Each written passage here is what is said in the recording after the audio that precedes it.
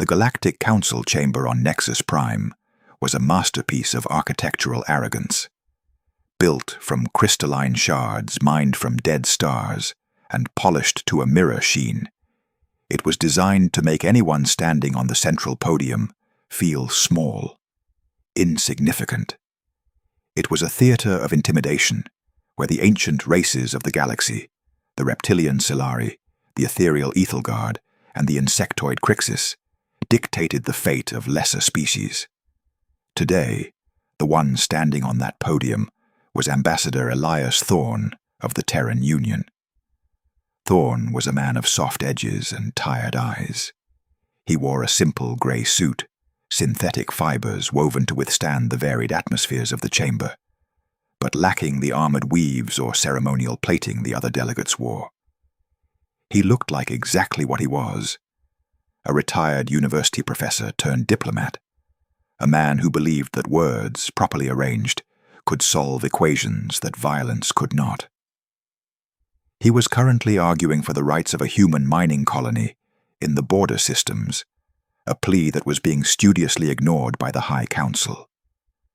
Lord Zarath, the Silari High Executor, leaned forward from his floating dais.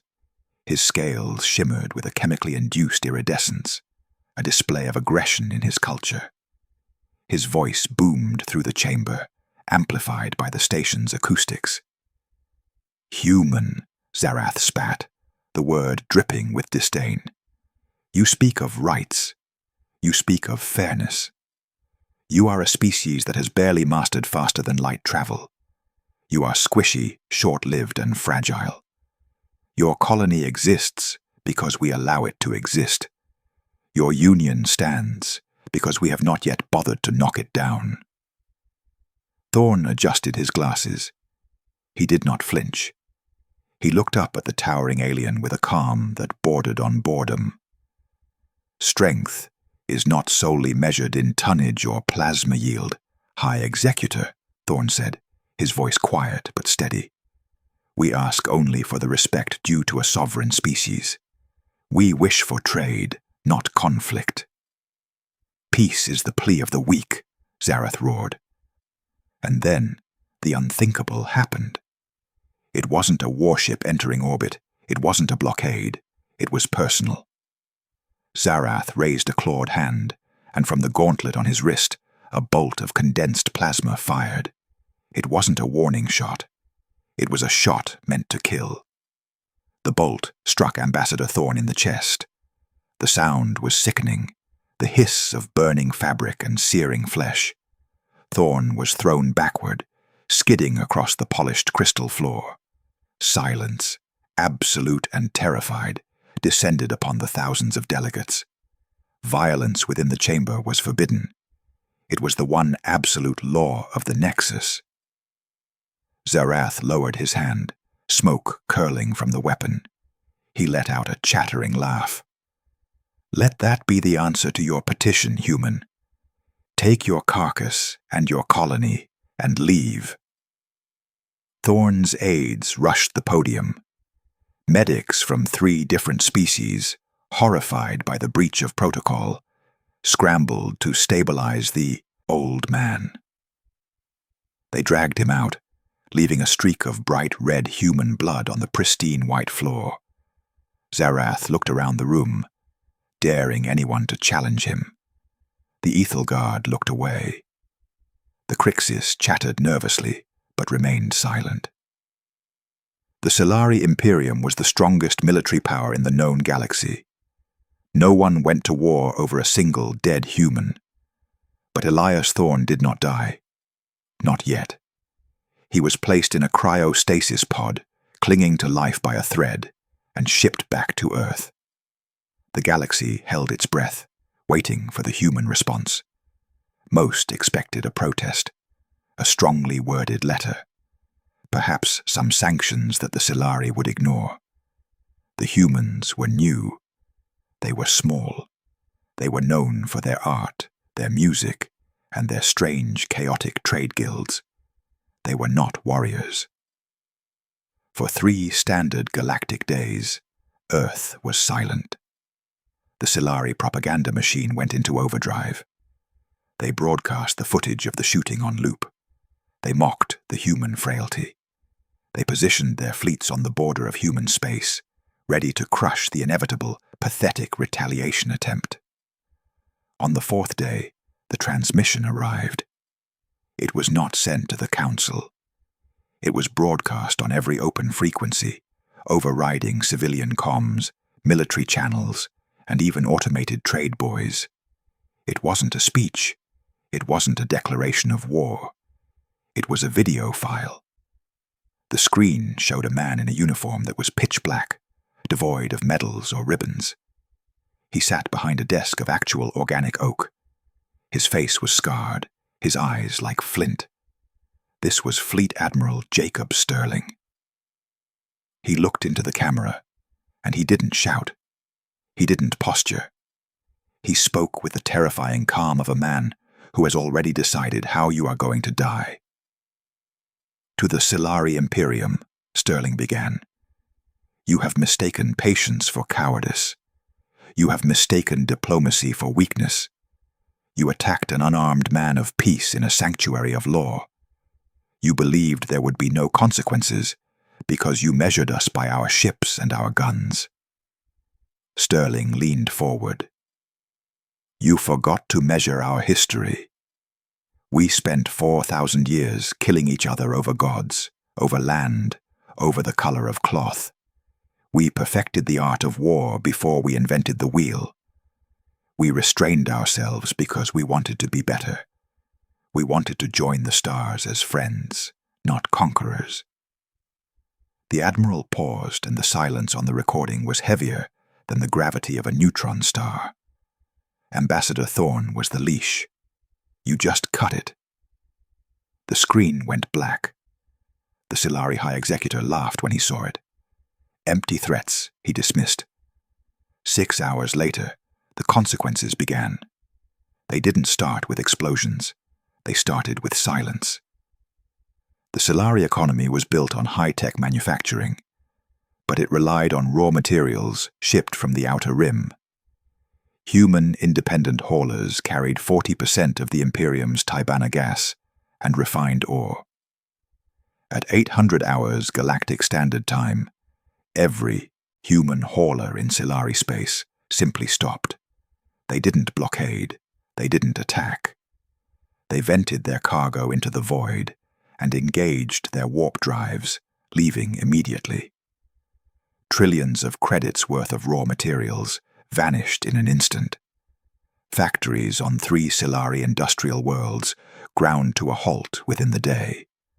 The stock market on the Silari capital dipped by 12%. It is a minor inconvenience, Zarath assured his generals. We will seize their colonies and take the resources by force.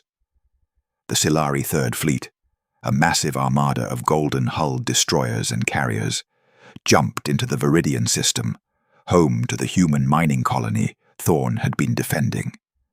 They expected a quick surrender. They planned to enslave the population, to work the mines. When the Third Fleet reverted from hyperspace, they found the system empty. The orbital stations were gone. The navigational buoys were stripped.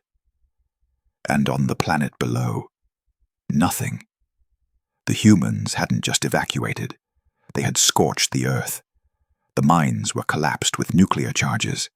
The atmospheric processes were overloaded, turning the planet's air into a toxic soup of sulfur and ash. The cities were leveled. The Silari sensors picked up a single looping signal from the surface. A text message. If we can't have it, neither can you. The Silari admiral on the bridge of the flagship stared at the data. Who destroys their own world just to deny an enemy a prize? This was madness. This was spite on a planetary scale.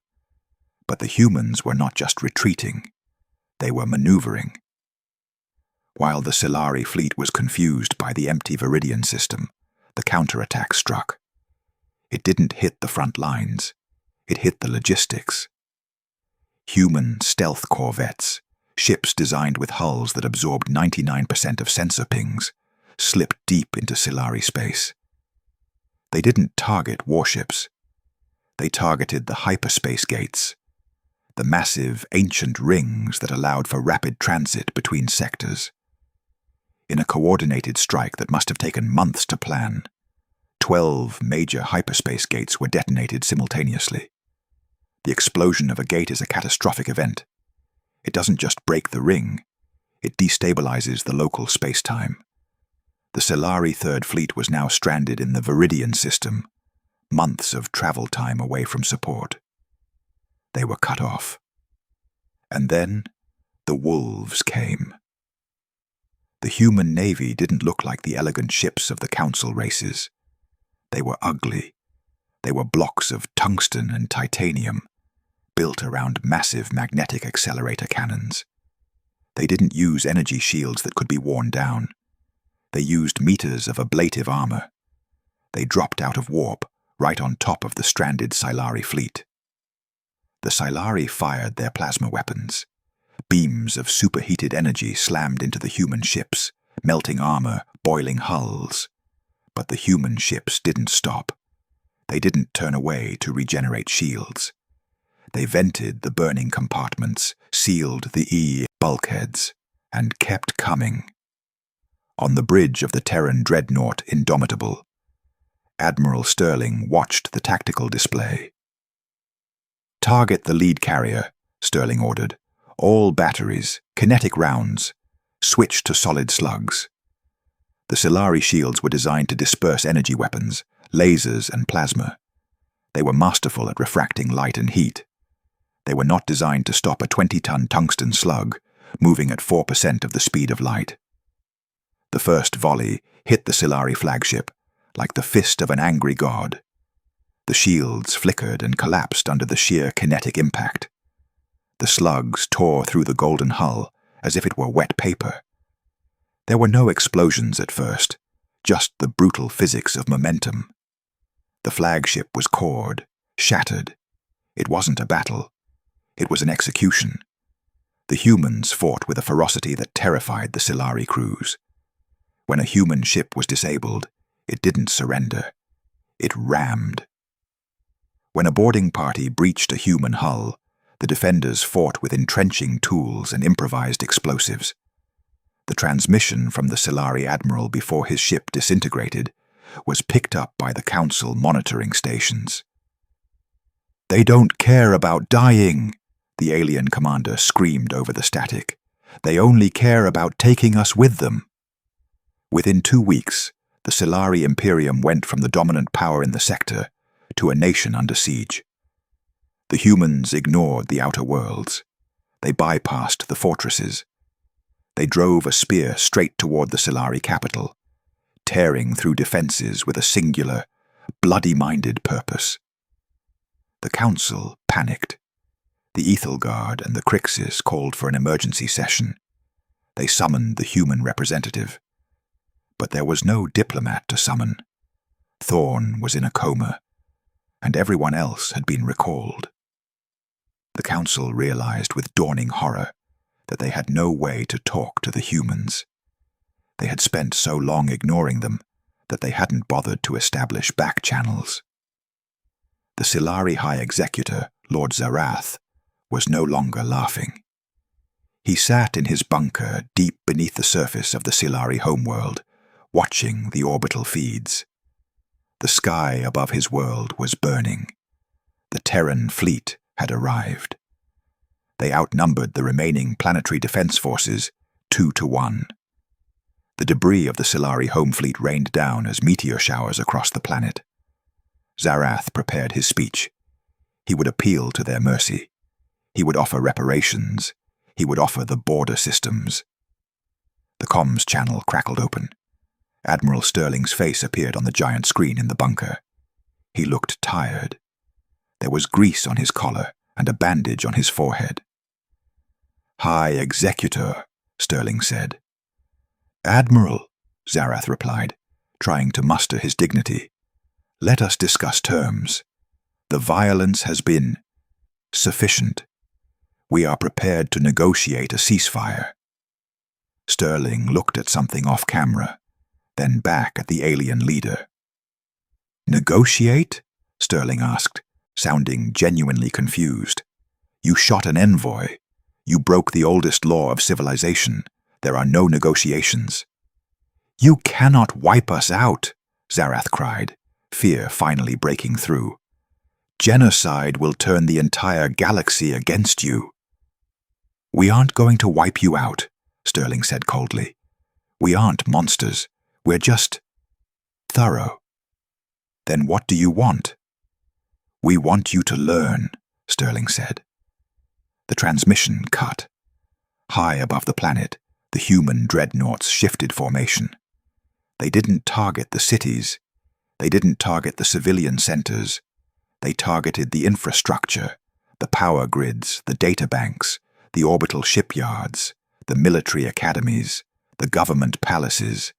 They used precision orbital strikes, surgical lasers, and rod-from-God kinetic bombardment. In 6 hours, the Silari homeworld was bombed back into the pre-industrial age. The internet was gone. Electricity was gone. The ability to launch a ship was gone. The great archives of Silari history were reduced to dust. The factories were slag. But the population was largely untouched. The humans had killed the empire, but spared the people.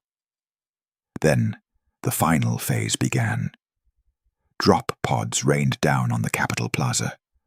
Armored troopers, looking like demons in their powered exoskeletons, marched up the steps of the High Palace. They met no resistance. The Silari guards had fled. They kicked down the doors of the bunker. Lord Zarath cowered in the corner. A human soldier, a sergeant with a terrifying skull painted on his helmet, walked up to the High Executor. He didn't shoot him. He didn't arrest him. He handed him a datapad. "What is this?" Zarath stammered. "The medical bill," the sergeant said, his voice synthesized and deep. "For Ambassador Thorn." Zarath looked at the pad. It was a bill for bandages, surgery, and cryostasis. It was for a few thousand credits, a trivial amount. "And this," the sergeant said, dropping a heavy archaic pistol on the table, "is for you to decide how your history books remember you, if you ever figure out how to print books again." The humans turned and left. They didn't occupy the planet. They didn't set up a puppet government. They simply destroyed the Silari's ability to ever threaten anyone again. And then they packed up and went home. The message was clear. It echoed across the galaxy, terrifying every species that sat on the council. "We do not want to rule you, but if you touch one of ours, we will break you." The aftermath was a paradigm shift in galactic politics. The Silari Imperium fractured into warring city-states, fighting over scraps of food and technology. They were no longer a superpower. They were a cautionary tale. The Council of Galactic Unity held a new session 1 month later. The atmosphere was different. The arrogance was gone. The air was thick with tension. The doors to the chamber hissed open. A human walked in. It wasn't Admiral Sterling. It wasn't a soldier. It was Ambassador Elias Thorn. He was pale. He leaned heavily on a cane. He had a cybernetic patch over the chest wound where the plasma bolt had taken a lung and part of his heart. But he was alive. He walked slowly to the central podium. The silence was absolute. The Crixus didn't chatter. The Ethelguard didn't shimmer. They watched him with a mixture of awe and absolute terror. Thorn adjusted his glasses. He placed his papers on the podium. He looked up at the empty dais where Lord Zarath used to sit, then looked around at the other delegates. "Now," Thorn said, his voice raspy but echoing clearly in the silent hall. "Where were we? Ah, yes, the mining rights in the Viridian system." He looked at the Ethelguard representative. "I believe we were discussing fair trade tariffs?" The Ethelguard delegate nodded frantically. their bioluminescence flashing rapidly. Yes, yes, Ambassador. Whatever terms you propose seem eminently reasonable. Thorn smiled. It was a gentle smile, the smile of a grandfather. But behind it, the entire council could see the shadow of the black ships. They could see the burning skies of the Silari homeworld. They could see the tungsten slugs and the relentless, unstoppable fury of the human race. Excellent, Thorn said softly. Humans are very fond of reason. We prefer it to the alternative. He opened his folder. Let us begin. And for the first time in the history of the galaxy, humanity was actually listened to. Not because they were loud, not because they were ancient, but because the galaxy had learned the most important lesson of all. There are things in the dark void more dangerous than monsters. There are peaceful men who have simply run out of patience. The session continued.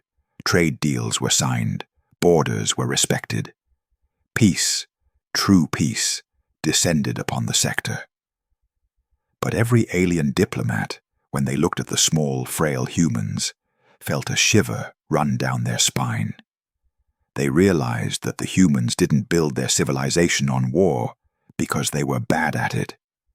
They built it on peace because they were too good at war.